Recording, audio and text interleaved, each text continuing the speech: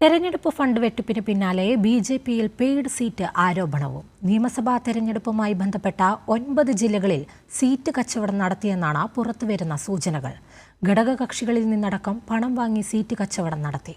അതേസമയം തെരഞ്ഞെടുപ്പ് ഫണ്ട് വിവാദം ഒതുക്കി തീർക്കുവാനുള്ള തിരക്കിട്ട ചർച്ചയിലാണ് ബി.ജെ.പി കേന്ദ്ര സംസ്ഥാന നേതൃത്വങ്ങൾ. നിയമസഭാ തെരഞ്ഞെടുപ്പിൽ കേരളത്തിലെ 9 ജില്ലകളിൽ ബി.ജെ.പി സീറ്റ് കച്ചവടം നടത്തിയെന്നാണ് പുറത്തുവരുന്ന വിവരങ്ങൾ. വിജയസാധ്യത ഏറിയ മണ്ഡലങ്ങളിലാണ് പണം കൊടുത്ത് സീറ്റ് കച്ചവടം നടത്തിയത്. ഈ സീറ്റുകളിലൊന്നും വിജയിക്കാതെ വന്നതോടെയാണ് പണം കൊടുത്ത് സീറ്റ് വാങ്ങിയവർ നേതാക്കൾക്കെതിരെ തിരിഞ്ഞത്.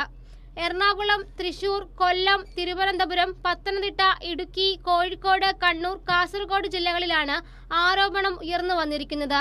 ഇതിനു പുറമെ ഘടകകക്ഷികൾ മത്സരിച്ച മണ്ഡലങ്ങളിലും സീറ്റ് കച്ചവടം നടന്നെന്നാണ് സൂചനകൾ. എറണാകുളം ജില്ലയിലാണ് കൂടുതൽ പെയ്ഡ് സീറ്റ് ആരോപണം നിലനിൽക്കുന്നത്. തെരഞ്ഞെടുപ്പ് ഫണ്ട് തട്ടിപ്പിൽ പ്രതിരോധത്തിലായ ബി.ജെ.പി നേതൃത്വത്തെ പുതിയ വിവാദങ്ങളും വലയ്ക്കുകയാണ്. ഫണ്ട് തട്ടിപ്പ് പുറത്തു വന്നതോടെ തെരഞ്ഞെടുപ്പിന് മറ്റു സംസ്ഥാനങ്ങളിൽ ബി.ജെ.പി ഒഴുക്കിയ ഫണ്ടിന്റെ കണക്കും ചർച്ചയാകുന്നുണ്ട്. ആരോപണ വിധേയർക്കെതിരെ പാർട്ടി തലത്തിൽ നടപടിയെടുത്ത് ഫണ്ട് വിവാദം ഒതുക്കി തീർക്കാനാണ് കേന്ദ്ര സംസ്ഥാന നേതൃത്വങ്ങളുടെ നീക്കം. ഇതിന്റെ ഭാഗമായി ദില്ലിയിൽ രാജീവ് ചന്ദ്രശേഖരന്റെ നേതൃത്വത്തിൽ തിരക്കിട്ട ചർച്ചകളും നടക്കുന്നുണ്ട്. അതേസമയം കോർ കമ്മിറ്റി യോഗം ഉടൻ വിളിച്ചു ചേർത്ത് ആരോപണങ്ങൾക്ക് കൃത്യമായ മറുപടി നൽകണമെന്നാണ് ഒരു വിഭാഗം നേതാക്കളുടെ ആവശ്യം. കൈരളി ന്യൂസ്, തിരുവനന്തപുരം.